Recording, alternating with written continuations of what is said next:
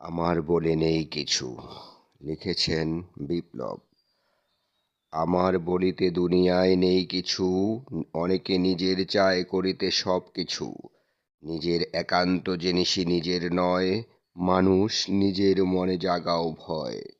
ধন সম্পদ যতই হোক এগুলো কারো নয়, তা মানতে চায় না কেউ।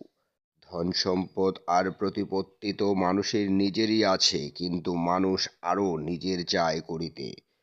নিজের অঙ্গ প্রত্যঙ্গ রোজ কিয়ামতে যেন নিজের বিরুদ্ধাচরণ করতে না পারে, সেদিকে মানুষ সতর্ক না চায় হতে।